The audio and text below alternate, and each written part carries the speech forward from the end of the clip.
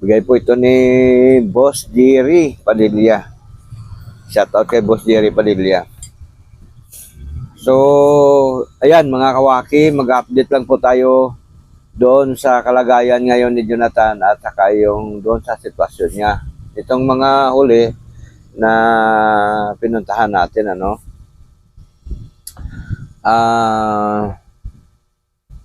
Hindi kasi lahat ng eksena doon sa ospital ay pwede mo kunan ng video, no?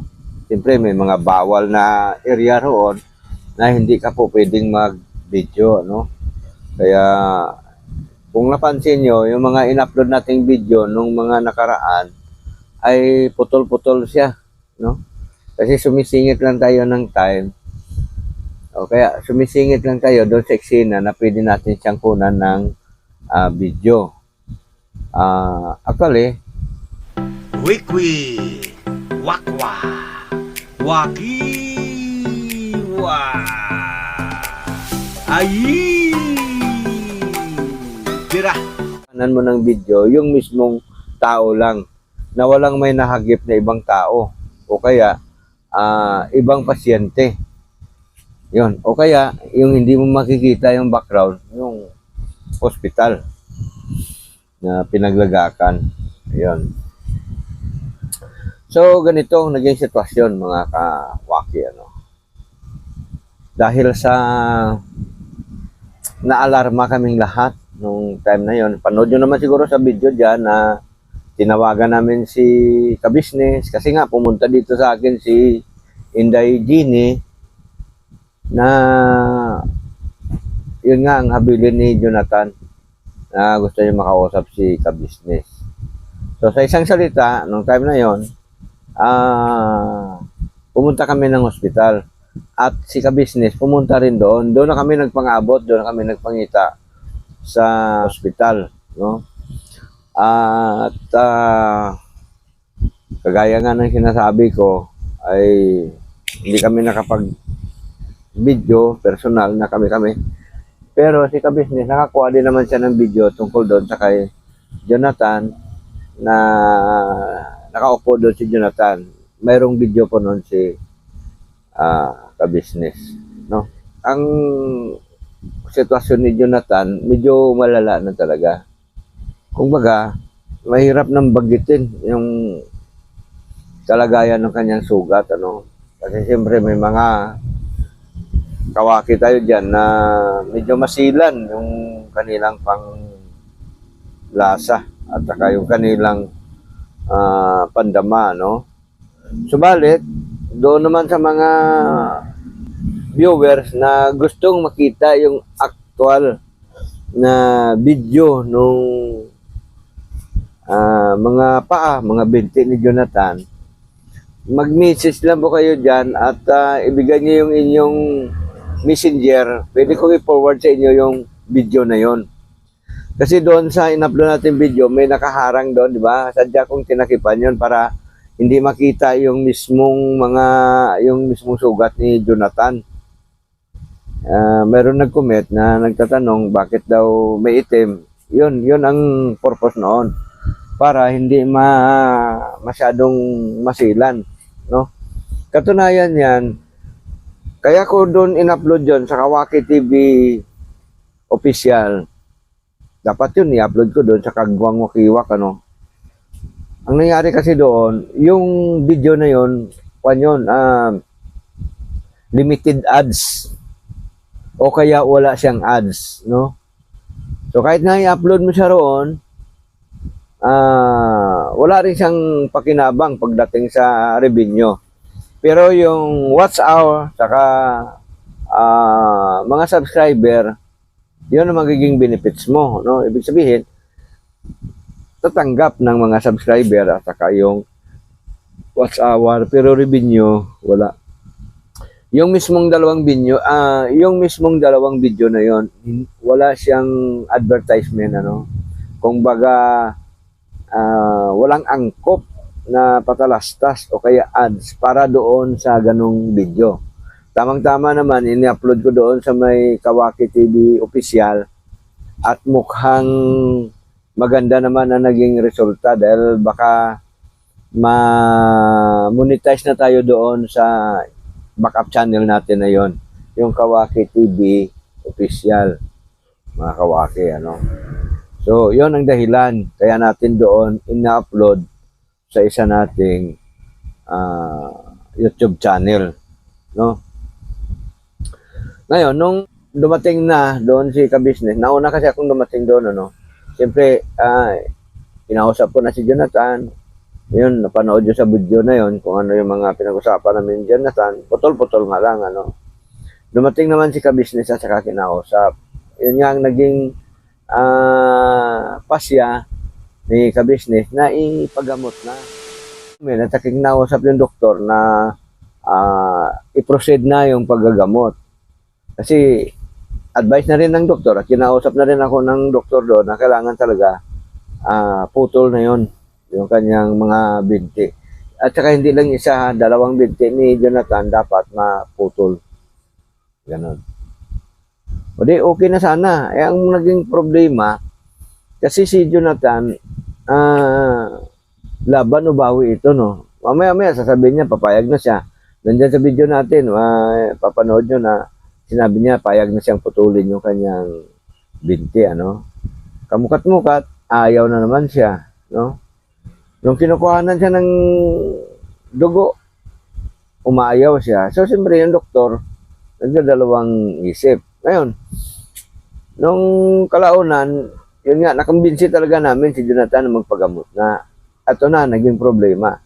Kasi, ang gusto ng doktor doon na mayroong tao doon na magbabantay sa loob ng 2 buwan na straight. Yun yung gusto mangyari ng doktor. Ang sabi naman namin ni Ka-Business, hindi naman pwede na streetan yan.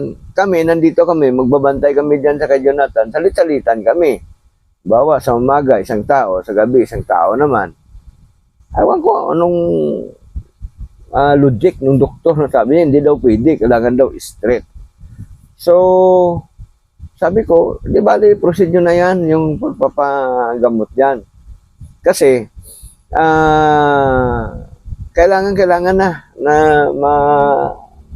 gamot dahil ang dami lang gumagalaw-galaw doon sa kani Jonathan grabe. Oo. Doon sa may sugat niya, no? Dami nang gumagalaw-galaw doon. Hindi na baka hindi siya kanais-nais. So, hanggang sa nagkaroon ng pag-uusap doon, nahantong sa ang pag-uusap. Kumbaga nagkaroon ng kunting argument. Kasi, ang gusto talaga ng doktor, yun nga, kailangan daw straight, isang tao magbabantay daw doon ng straight. 2 buwan. So, ang naging pasya na Ka-Business, sabi niya, sige, uwi muna kami, maghanap ako ng tao na pwede magbabantay dyan kay Jonathan para i-proceed nyo yung inyong pagpagamot na i-proceed yung pagpapagamot sa kay Jonathan. Yun. Di pagdating na ng mga bandang 2:00 na ng madaling araw, umuwi na ako kasi nandoon naman na si Jonathan. Ibig sabihin noon, kinabukasan, tuloy na yung pagpapagamot sa kanya. At nais ko pong pasalamatan pala, no? Nais ko pong pasalamatan yung aming mahal na kapitana, Edita Labasbas, ano? At saka yung OIC nung Bausi, na yon ang sadyang umalalay talaga sa kay Jonathan, ano? Kumbaga, pagkuha doon sa kaya President Jonathan, dinala sa ospital, sasakyan ng barangay ang ginamit, maging yung pagkain ni Jonathan doon, pinibigyan yon ni Kapitana. Kumbaga, todo alalay doon si Kapitana. At pagdating doon sa may pagamutan, doon sa mga gagastusin, ay may mga institusyon naman yung gobyerno na mga bayarin doon ay halos mailibre na po yon.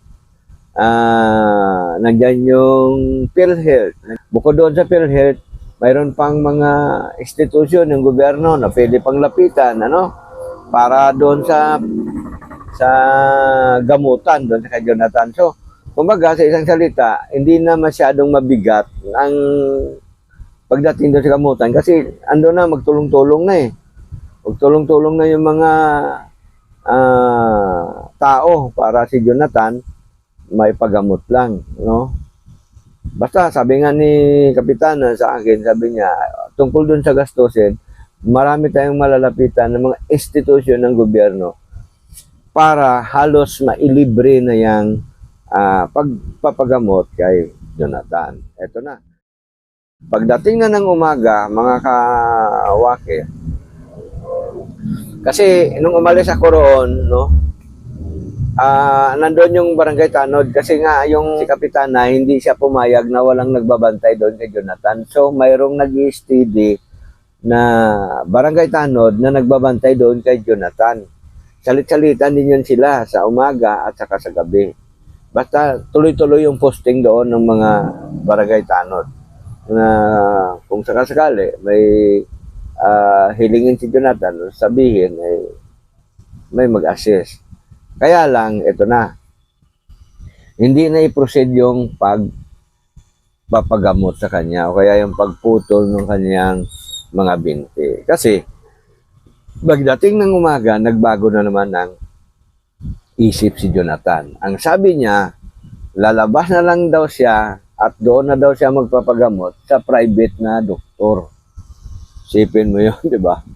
Di siyempre, yung doktor siguro, palagay ko lang siguro ang doktor na kausap.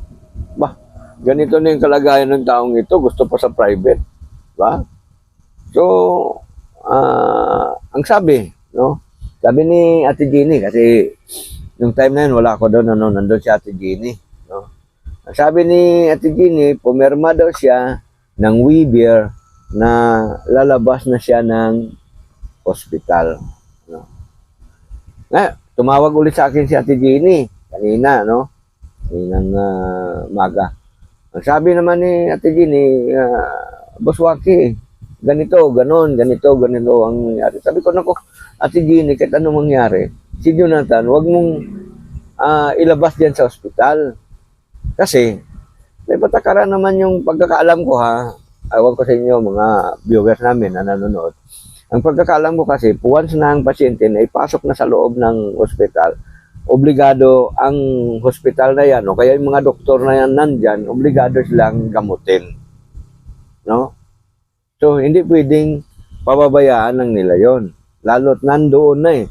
Si Jonathan nandoon na mismo sa loob ng hospital kasi yung hospital, may kung naman yun may parang pinaka-compound dito sa gilid na lahat ng mga pasyente nandoon, magkakasama-sama sila ni Jonathan. Na ang ibig ko lang sabihin, basta siya nasa loob na talaga ng hospital. So, dapat siya ay gamutin. Ano? Kaya, ang problema nga lang, doon sa mga doktor, hindi naman nila ginagamot. Una, nilagyan kasi si Jonathan ng swero, nagpalagay naman. Tapos kagad-agad naman, mga ilang oras lang, pinatanggal niya na. Kasi lalabas na daw siya. Ganun. Kumbaga, iba yung takbo ng utak ni Jonathan, ang gulo, ano?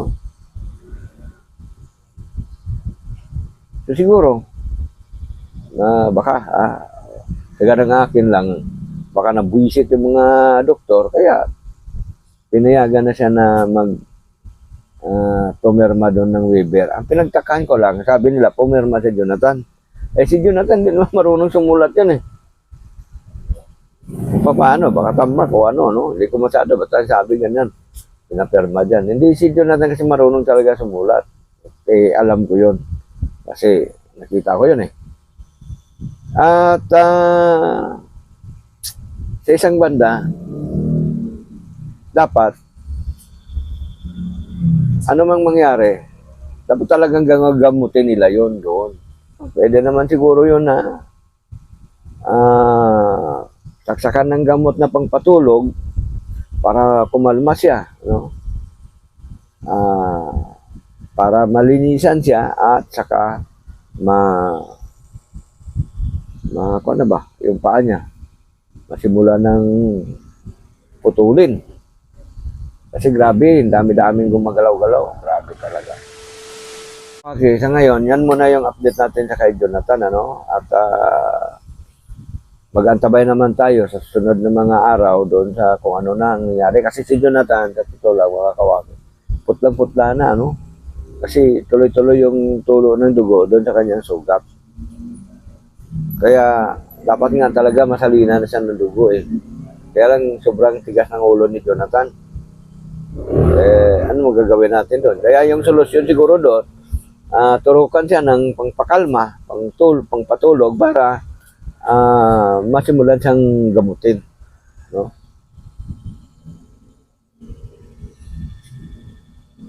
Kasi mga kawaki, kung hindi mo gagawin yun, no, hindi, ayaw niyang magpagamot eh. Basta dapat mga doktor doon, sana yung bahala doon gumawa ng paraan kung paano magamot doon. Kasi wala namang problema doon sa mga pangangailangan ni Jonathan dahil nandoon naman yung mga gagastos eh. Nandoon yung mga tao na tutulong-tulong para gumastos kung ano man yung mga immediate na pangangailangan. O, di ba? Ano tawag dito? Si Inday Gini, lagi siyang nakatutok doon. Ang totoo niya, nang talagang may malaking sakripisyo doon, si Inday Gini. At saka yung mga taga-Bausi, yung mga taga-barangay, na talagang sadyang yun talaga ang laging umaalalay doon kay Jonathan kapag papunta pa rito gamit ng sasakyan ng barangay at saka pakipag-usap doon sa mga doktor. Ganun yun. So yan lang muna mga kawaki, maraming salamat po at sinamahan nyo ako hanggang sa dulo ng video natin ito. Antabayanan nyo po ang susunod nating mga video pag-update doon sa kalagayan ni Jonathan. Sana tumagal pa siya mga kawaki. God bless po sa inyong lahat. Shoutout po kay Ma'am Erlinda Official Vlog, kay Ma'am E, GK Gaming, shoutout po kay Ma'am Juicy Merck, shoutout. Gayon din po, shoutout po kay Ate Nora, shoutout din po kay Ate Inday Asuncion Encarnacion. Ayan. Siyempre, support po natin yung mga channel. Siyempre, support po natin yung channel ni Prince Mix Vlog, Apin TV Mix Vlog, at siyempre yung ating pa isang channel, yung Kawaki TV Official, support po natin yon. At yung kay Ma'am Erlinda Official Vlog. Ayan. Shoutout din kay Ericami Mix Vlog. Ayan. At siyempre, ikaw na nanonood ngayon, shoutout din po sa iyo. Shoutout po sa inyong lahat ng mga nanonood ngayon. God bless po. Ingat po kayo lagi. Sana po kayo panig ng daigdig. Naway lagi tayong pagpalain ng Panginoong Diyos araw-araw natin mga paggawa na lagi na tayong iligtas sa iba't ibang uri ng kapahamakan. God bless po. Ingat po kayo lagi dyan.